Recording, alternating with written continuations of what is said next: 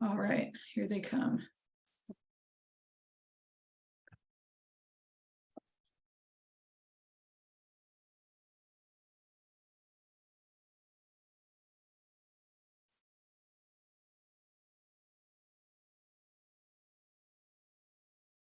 Hi, everybody. We'll give everyone maybe 30 more seconds and then we'll get started.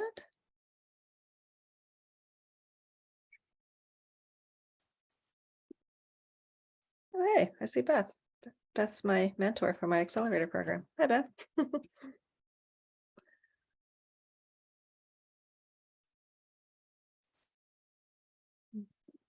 right, well, while people are coming in, I'll just say a quick hello and welcome. So hi, everyone. Thanks for taking your lunch hour with us this week. I know it's a super busy week here in Vancouver with Vancouver Startup Week as well. So appreciate you joining us.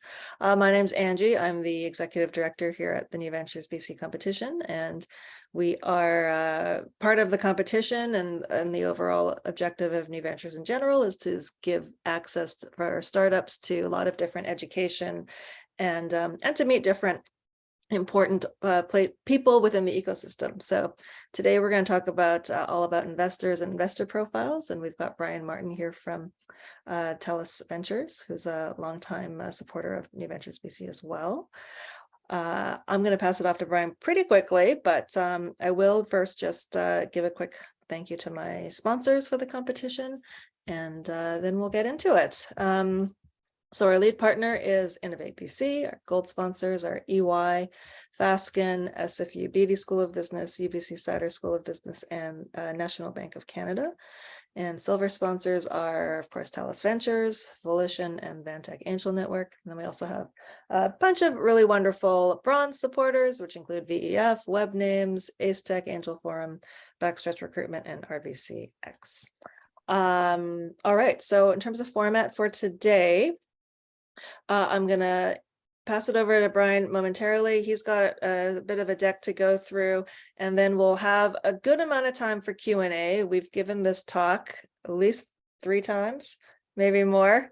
And we have found in the past that some good discussion and questions come up. And one of the best things about having Brian join us is that he's very, very open to answering all your questions. So if you've got any questions you've always wanted to ask an investor, this is your chance. All right, so I think that's it from me. So thanks again for joining us, and Brian Martin from TELUS Ventures, over to you. Perfect. And you can hear me okay, Angie? Yep, sounds good. Wonderful. So as Angie said, we'll be talking about investors today. I'm going to run you through fairly quickly some different investor profiles, and then I'm going to give you an overview of some statistics about what's going on in the world of investing, currently brought to you sort of by CVCA, or Canadian Venture Capital Association. I'm going to power through the presentation really quickly. And then I might flip back to some of the slides if you have specific questions. So just hold all questions to the end. It's going to be a good amount of material in the beginning. I'll speak slowly, and we'll get through it, and then certainly we'll have lots of time for questions, which, as Angie said, I always enjoy. So just to give you an idea of my background, I'm a partner and investment director at TELUS Ventures.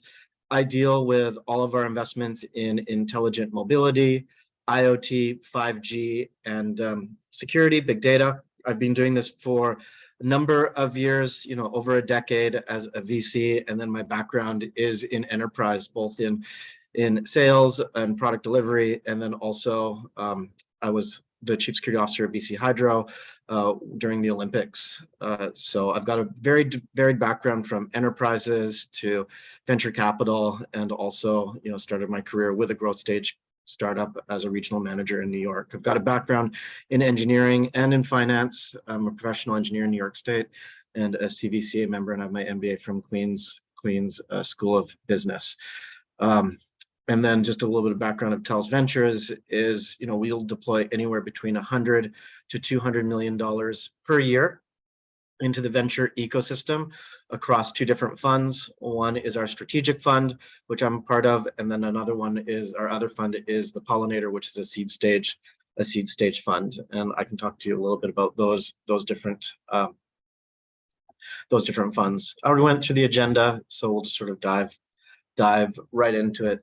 This is, I think, a very interesting graph because it shows the different types of financing, as a company graduates over time. So in the beginning, when a company is just starting out and someone has decided to quit their job or is in university and is going to be starting a new business, they typically will look for friends and family or their own personal financing to start a business. On the left side is equity financing. On the right side is debt financing. So you've got personal credit. Then as we get a little bit further along in a company's lifestyle, that's when you start to look for external funding, either through angels, which we have a really good angel network in Vancouver, and then seed stage funding. I'd say seed stage funding is more of a gap. That's harder to get in BC. We don't have necessarily a lot of dedicated seed stage funds in BC that will write larger $1 to $3 million checks, but I do think it's relatively easy to pull an angel round together. But I think institutional seed founding, there is a bit of a gap right now in the Vancouver market. But we'll see as new funds get formed how that gap is filled in the coming years. There's also shred financing at that time. So this is a research and development program that pays for a portion of engineering. It's actual cash that comes from the federal government. You can also get loans against shred financing too. It does carry usually a higher interest rate, north of 10%, but it is good for weathering cash flow. Then as we move sort of further along and we're starting to get a product developed, starting to get some customers, that's when we get into grants from IRAP or SDTC, and then get into larger institutional rounds such as the A rounds. There's a number of A round funds here in Vancouver, and then B rounds, which is sort of where I play. And then later you get into growth rounds, C round, and then D and growth rounds, and that's sort of where the private equity and growth take part on the equity side. On the debt side, there's then the capital asset financing, senior debt, bank loans, contract PO financing, operating loans, and investment bankers to then help take the company. So I think sort of for the purpose of this talk, I'd like to focus on the stuff that's in the circles, which is friends and family, angels and seed, crowdfunding, shred, grants, VC and A round. I think that personal credit, and personal lines of credit to do high risk startups may not be the best choice. That is a personal decision, but I think that's something that it's better to stay away from. I don't see a lot of companies, in the angels and seed round that have huge amounts of personal credit. Usually there's sweat equity or there's loans put in by the founders, but founders typically aren't taking out bank loans to start high risk growths or taking out second mortgages on houses and things like that, just because of the risk attached to it. And then, as I said before, I think the ones in X are not really applicable to this crowd. So, there's some ground rules for fundraising. Is that early on, people try to strive for, I think, high valuations, and I think that as you progress, as the companies age in and you get more product maturity, more customers, then that's a time in which you're able to increase the valuation. All investors need to be able to buy low and sell high, so there needs to be upside at every stage of the investment. This has happened in the past, and I do think it puts investors at a disadvantage, probably less now than before. Is I have seen where valuations in angel rounds and seed funds get so high that the Series A investors aren't able to sort of wrap their head around the valuation, but they also then don't want to go in and propose a down round to the angels and sort of say to them, hey, we think that your baby's ugly, we want to cram everyone down, so I do think it puts in a tricky spot where people take a lot of angel money, either at a common share structure, a preferred share structure, or a seed, pushes the valuation high. I'm thinking 20, 50, I've even seen 100 million. And then the VCs are just like, well, we're not going to touch this. This company isn't at that stage. So I do think that you need to be able to appropriately price and make sure that you're getting the right valuation for the right time.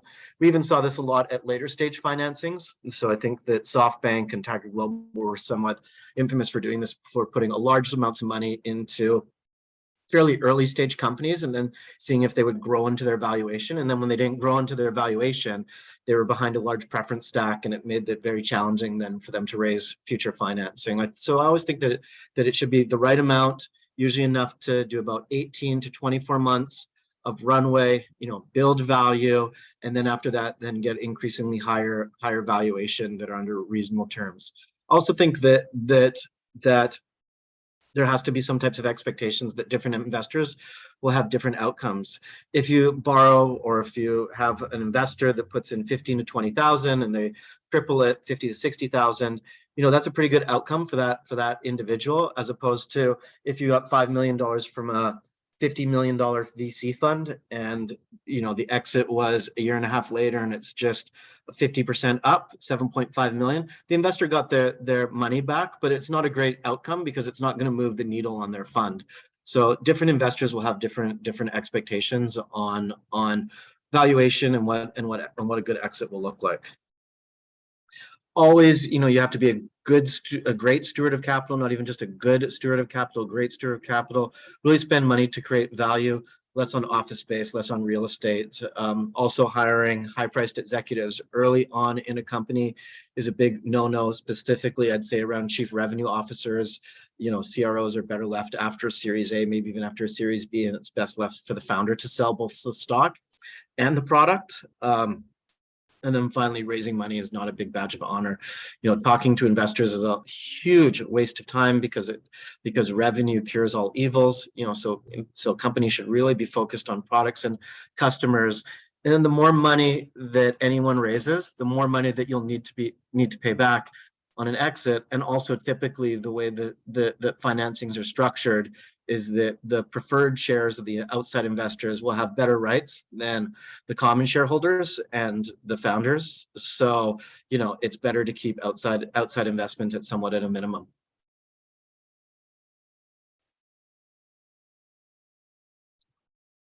So for friends and family, it's one of the largest supplies of capital to startups.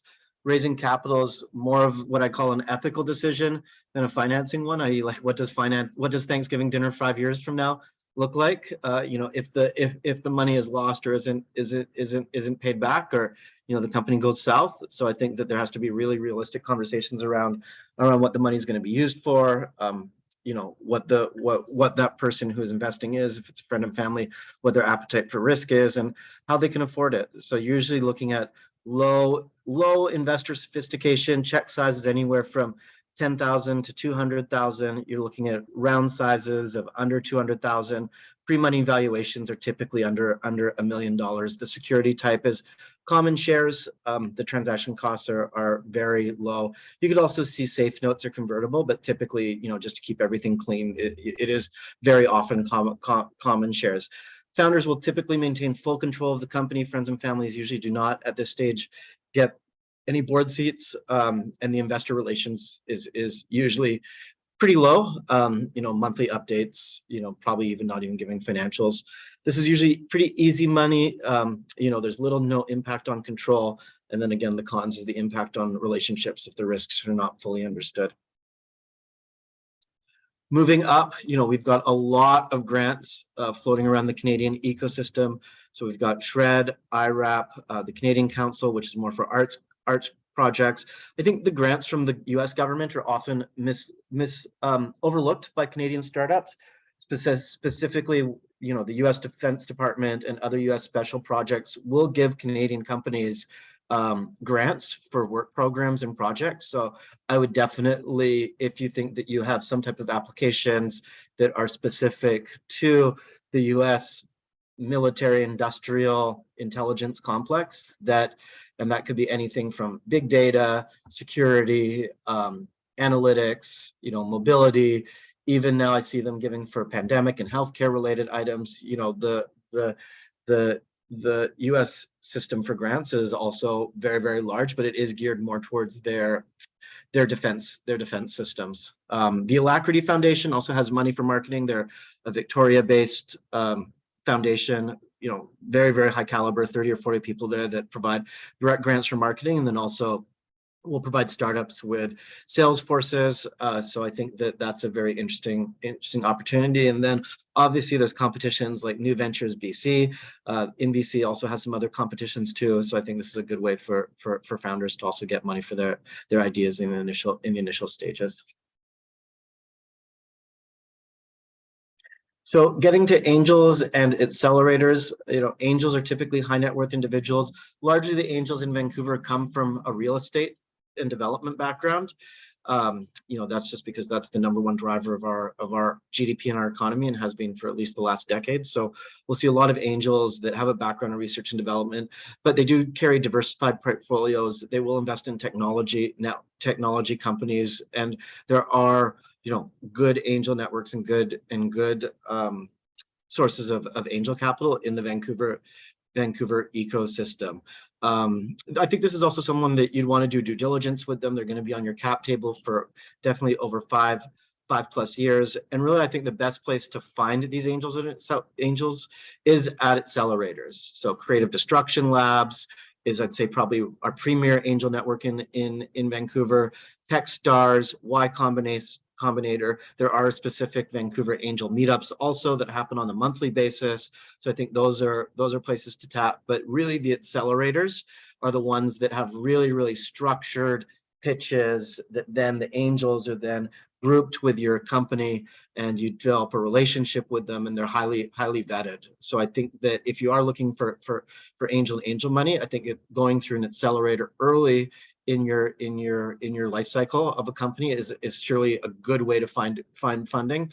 Most companies that go through CDL or Techstars down in Seattle will have some type of angel money that comes out the other end. So I'd encourage everyone, you know, once you're at a product readiness and maybe have, you know, some proof of concepts, you know, not beyond wireframe, but actually a demonstratable product, that this would be the time to then go through an accelerator. And that usually happens, I'd say, within a year of the company forming, maybe 18 months. You know, development cycles for companies are fairly fast these days. The check sizes could be anywhere between, you know, 20,000, I'd even say higher than that, 250,000. Your total round size is going to be probably up to $1 million. You're looking at pre-money valuations these days of $0.7 to $3 million, and the security type is very varied. It could be common shares, safes, convertible preferred shares. For angel and accelerator rounds, it is typically the company that is setting the terms and then syndicating it. So you're not going to an angel or high net worth individual and saying, can you please set the terms for our financing? There usually is an offering saying, hey, you know, we've made a decision. This is going to be a safe round. We're raising $2 million. We're looking for angels. You know, here's the terms of the safe. Here's the terms of the preferred share. Do you want to be a part of it? Typically, this is where you do give up control. Investors will start to seek veto rights over certain actions. They may ask for board seats, specifically if it's an angel fund or an angel network. We often see angel funds and angel networks coming together for one board seat. In your investor relations, depending on how that governance structure, could start to then say, okay, we're going to have quarterly board meetings. We're going to have to start sending out investor packages, have quarterly financials, maybe even do financial reviews on an annual basis.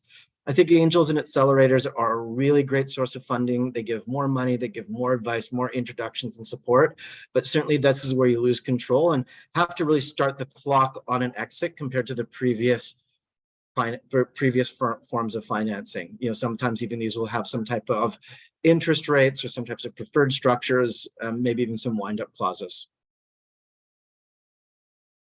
So now we get into the world of venture capital, which is, you know, hard to secure. You know, there's not a lot of funds, I said, that do a lot of seed stage investing in Vancouver. There is a gap certainly in the market, but I'll give you sort of an overview of how venture capital funds work. So venture capital funds are institutions. They don't sit on a pile of money. So if you think of, you know, a fund that says, okay, we're a $100 million fund, they don't have $100 million sitting in their bank account where they're doling out checks.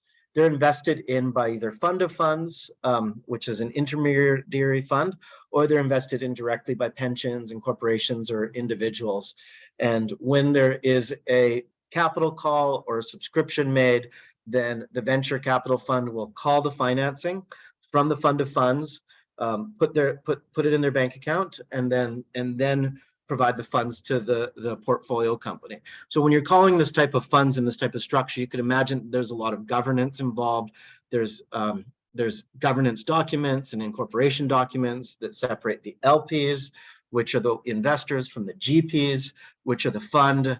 There's profit sharing agreements, and there's usually portfolio construction and specific mandates around what a fund can invest in. Is it a specialized fund where it says we're only going to do materials, we're only going to do life sciences? Is it a generalist fund? Is it a growth stage fund? So these funds, these VC funds, will have certainly different mandates and won't have the ability to just invest in anything.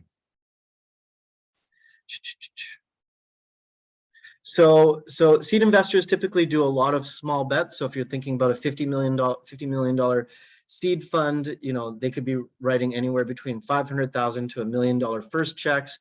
I'd say 20 million is reserved for those first checks. So you could see a $500 million fund easily carrying a portfolio of 20 to 40. A $50 million fund easily carrying a portfolio of over 20 to 40. Over 20 companies, and then would follow on after that. You have high sophisticated investors. Check sizes are anywhere between 100,000 to $1 million. I'd say seed investors, the sweet spot is about 500,000. You then have follow on from angel rounds. Sometimes you have seed investors that collaborate with each other. You're looking at pre-money valuations of anywhere between $5 to $10 million. Certainly always a preferred share structure. High transaction costs on those, and definitely giving up more control in terms of protective positions, board seats, things like that. So moving right along, I said that I get through the slides in about half an hour, so I'm right on time. As I wanted to give you a bit of an update on where we are from a funding perspective, and then I see some questions building, and then I'll get to people's questions.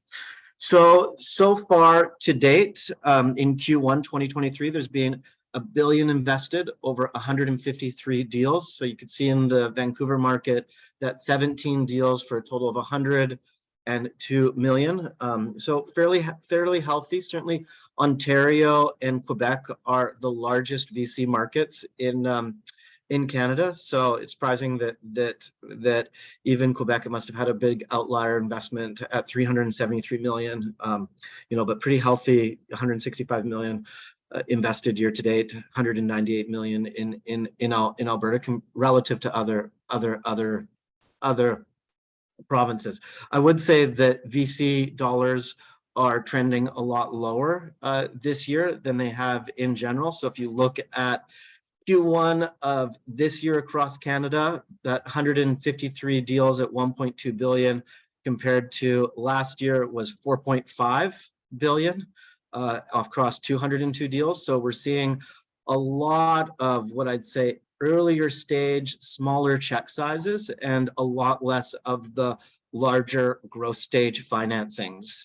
just reading into some of these statistics. But that certainly is, we're only doing 30% of the deal, total deal dollars as we did last year. And at 153 deals, we're about 75% in terms of actual transactions. So, everyone says that there's a marked decline in venture activity this year. And I think this graph really shows how, mid 2022 was the peak. And then, mid 2021 was the peak. And then we've seen a real decline over the last 12 months in VC financings across Canada. And that's obviously a function of our slowing economy and the stock market, later stage stock market, not a lot of IPOs happening, and a lot of the M&A activity from the hyperscalers has slowed down. Now we have seen an uptick year to date in the NASDAQ and some of the growth companies, which is good. So hopefully that's a sign of better things to come. The stock market's always a leading indicator, but certainly we are in a lull of activity. I'd expect it to break out more in the second half of this year, optimistically. More pessimistically would be sometime into the first half of 2024. the companies will need financing and the VCs are sitting on dry powder. So eventually the deals will get done. But, you know, I think that everyone's just pausing and waiting and seeing where valuations may settle down. I think this is a good breakdown of where we are from a pre-seed and seed stage investment. So, you know, as I said, you know, that growth equity certainly is off pace as it was earlier. And then we're still seeing, you know, decent activity in the pre-seed, seed, and early stage, which I think this classifies as Series A and Series B, and then later stage in growth is Series C and beyond. But yeah, so if you're a later stage company with a really high valuation, paper tigers, you know, I think it's being challenging to get financing. The bulk of the financing goes to IT companies, ICT, and then followed by life sciences, clean tech, and then agribusinesses. This is a new slide. I usually don't include this year, but I thought this would be interesting for people just to see that by and far that ICT gets the bulk of VC funding. And then I think this is a really good list of who is who in terms of funds. You know, so there'll be a lot of funds that say, you know, we are a fund. They might actually be masquerading as investment bankers. So sort of be wary of that. You know, the CVCA funds, the venture capital firms, are actually fully vetted. So you can go onto their website, and these are the people that are the venture capital firms in Canada that are deploying capital and signed up to be a contributing firm for CVCA. So tips and tricks for managing investors, you know, I think the number one is don't run out of cash. Like that really is the number one rule of an early stage startup. You know, don't run out of cash, meet your operating plan. I think it's a really good practice to send monthly emails to investors and interested parties, really managing investor opinions. But specifically, I think prospective investors, you know, a lot of people have a lot of opinions about your startup, but the ones that write the checks are the ones that you should be listening to the most. And then I'd be also really careful about handing out board seats, especially in the early stage. Very easy to put someone on the board, but there's a lot of hard feelings about removing people from boards. And that was it. So I will move to questions. So this first one was one up to everyone. And also, once I get through these written questions, feel free to put your hand up or just shout out loud, but I'll run through these questions pretty quickly. From your experiences, how much usually angel invest compare VCs from Vancouver area? That's a tough one for me to answer. I think that you know, I don't really have the statistics on that. I think that we generally have a fairly healthy angel community, but it's tough for me to say, you know, actually do the stats, you know, VCs compared to angel, and then also differs by round. But I think, again, as I said, I think that you know, we have a bit of a lack of funding in the seed stage, but you know, Series A and angel, I think is easier to get. What is a reasonable amount founders should pay themselves as a salary? You know, early on, you know, right when you're starting and you haven't taken any funding, you know, the founders are not getting paid anything.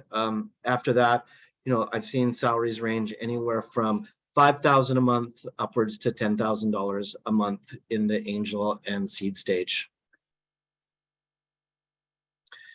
Beyond what you've already shared, what are some green flags you would want to see in earlier stage pre-revenue companies?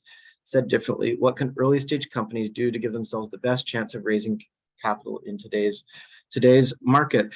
I think that you know, I really like the accelerator programs. I'd say if there's anything that we have in BC and the Pacific Northwest, when I look at Seattle also, is we have really, really great accelerator programs. New Ventures BC is a competition. I'd say that is also a form of an accelerator as you go through the different stages and you get feedback. We also have ones that are more heavier touch, like Creative Destruction Labs and Techstars down in Seattle. So I say that you know, I think it's getting accepted into one of the accelerators. Going through it is a real green flag. I think that also is a really great way for capital. Pre-revenue companies also, if they're coming from an area of expertise, you know, their technology spin out from a university.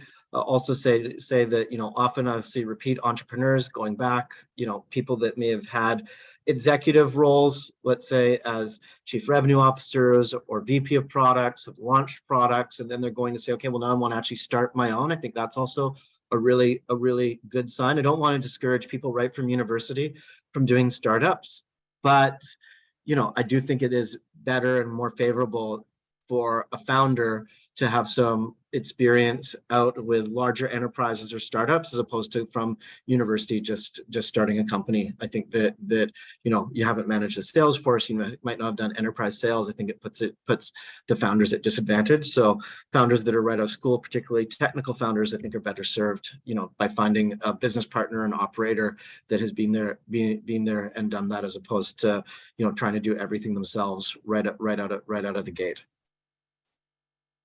Do angels answer cold emails, or would it be best to go through their website for the angel funds when raising? I'd say it's pretty tough to get on the angels' radar through email or even LinkedIn. Maybe it's better on Twitter.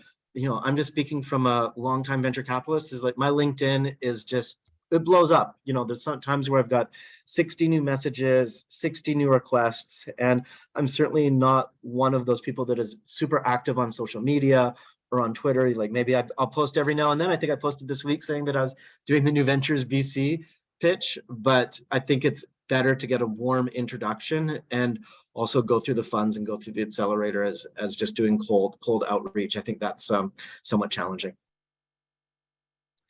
People say Vancouver investors are harder to impress and hard to work with. Usually don't invest compares to US investors willing to take risks. Should I find an investor from the United States instead? Yeah, well, if you can find an investor from the United States, I think that's great. But that being said, angels and seed usually invest with locally. So, I could see Seattle angels and seed funds coming up into Vancouver, and maybe from Alberta and BC. Are you going to be able to convince an angel or a seed investor from New York or Silicon Valley to invest in your company? They'd say, well, why haven't you tapped the local market? Are Vancouver investors harder to impress? I don't know. We have a much smaller market and a much smaller economy than Seattle, than Silicon Valley, than Toronto and Montreal. So I wouldn't say that they're necessarily harder. I'd say that, this is a much more insular community. It's a lot smaller and there's a lot less capital than other markets. But then also you would expect there'd be a lot fewer really good quality startups to back, right? So I think that the form somewhat fits the function. There's a lot of startups in Silicon Valley. There's also a lot of funding in Silicon Valley. I've spent some time in Silicon Valley. I'd say that you still have to turn over a lot of rocks to be able to find good investments down there also. But typically at the stage where we're talking about right now, and you guys are all interested in doing new ventures, angel seed stage investing, by and large, you'll find local investors. Can you tell me more about government grants available for early stage startups, those without any revenue? I'd say that this probably isn't my specialty. I'd say that Shred, we're doing product development, does stuff that's at the early stage pre-revenue. And then after that, when you're getting into IRAP or some of the federal and provincial grant money, then certainly you need to have a product. But I do believe Shred is available for early stage startups. Do you have a list similar to the venture capital firm slides for angels? No, I do not, unfortunately. I don't. What is the typical timeline for the completion of a seed round from the initial meeting with potential investors to the final closing of the funding? If it could be anywhere between 6 weeks to 6 months. I think that it does take some time to develop a relationship on the seed stage. If you are an interesting idea, you're backed by prominent angels, you've gone through an accelerator, I could see it happening within 6 weeks.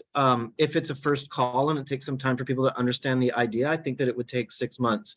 If it is taking longer than 6 months for a VC to make a decision on your seed round, I'd say they're probably not going to invest in that round, and try to push them for a firm answer, or at least a reason for a decline for now and what it would take to get them to yes.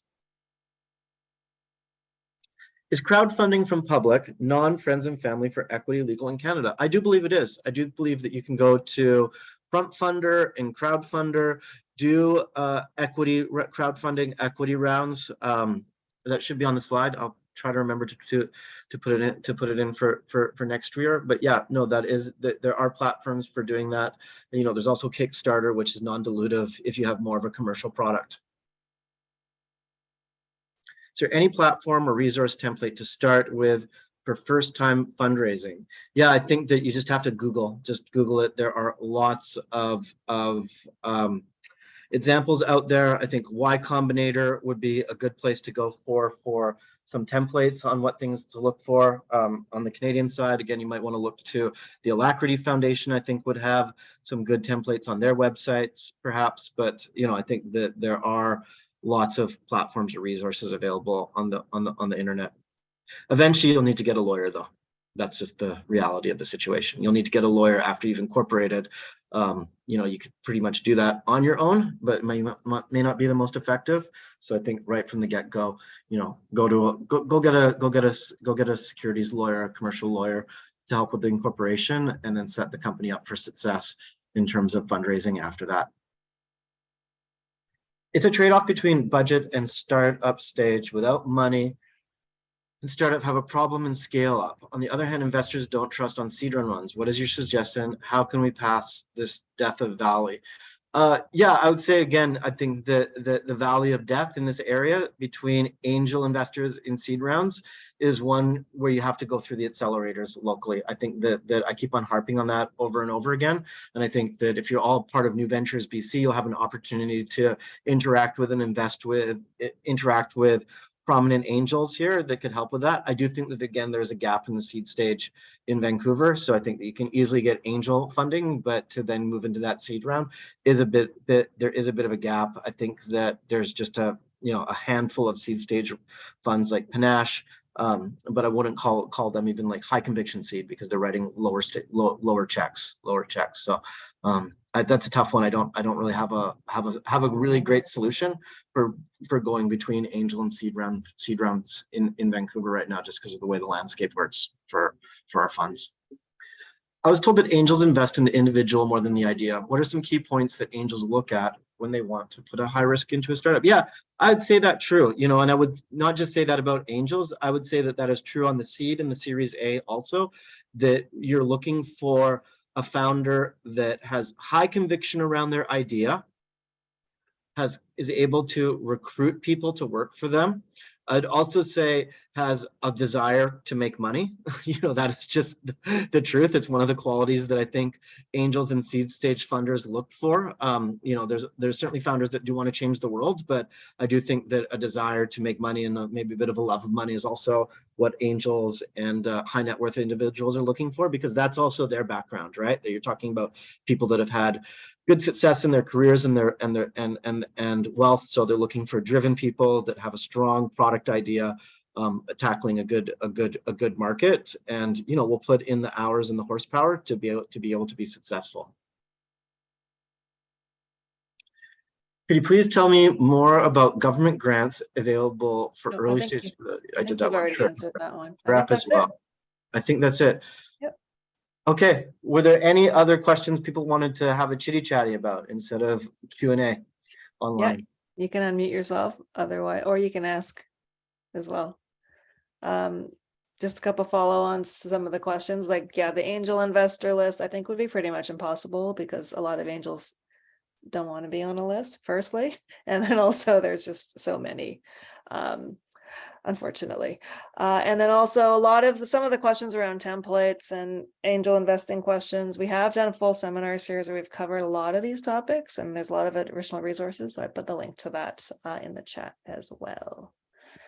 Okay. One more here. Can you explain more about TELUS Ventures' specific requirements to apply?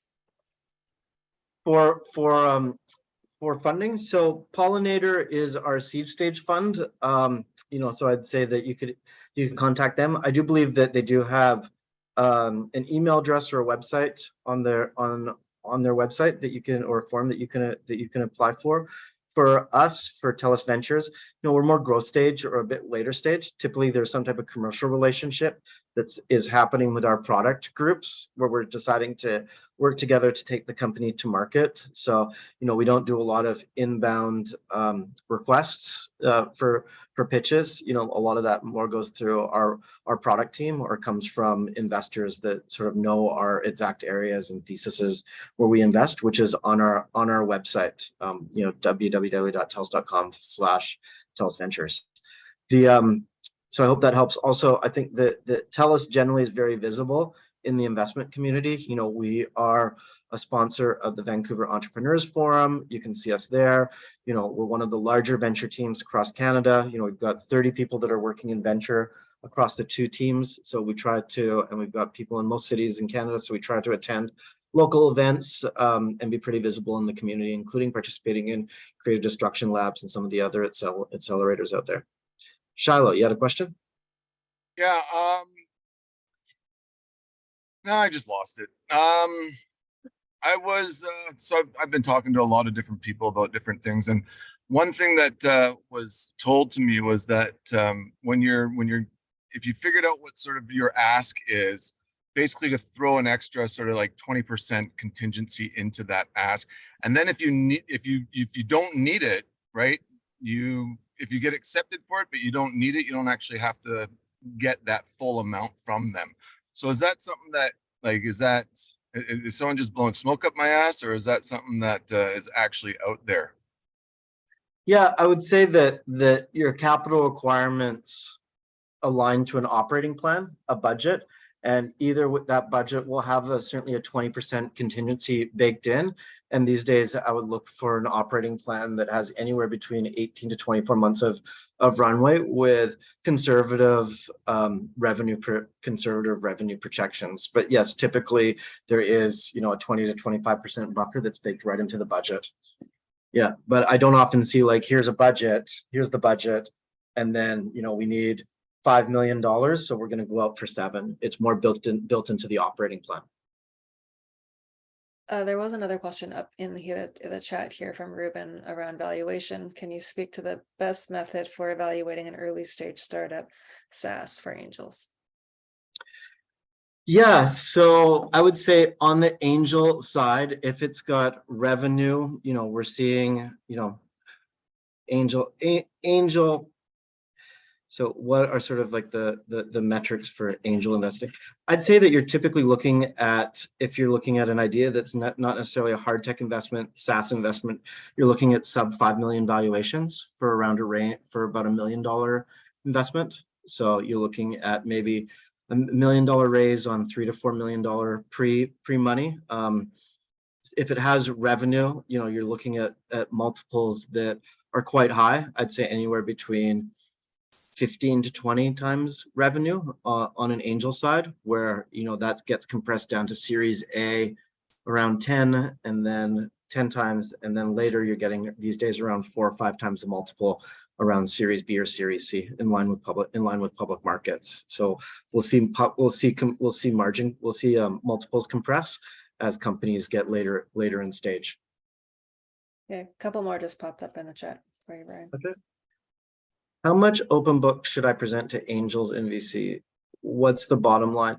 I don't think angels and VCs are there to steal your ideas. So I think that it's better to be as much of an open book as possible.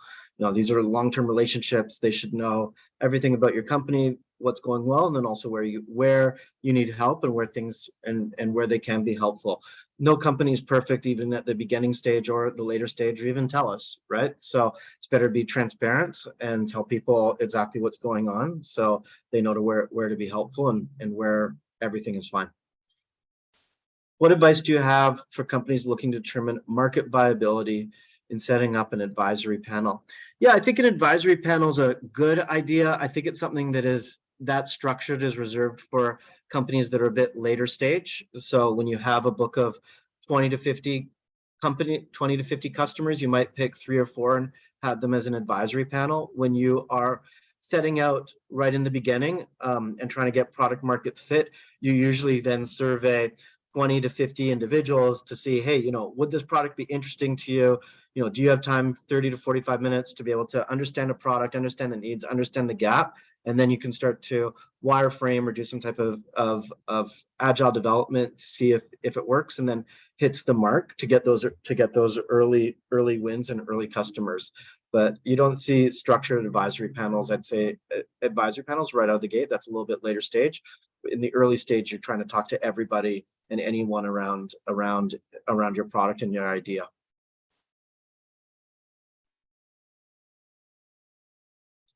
When I get a few options for investors, what element should I consider to compare?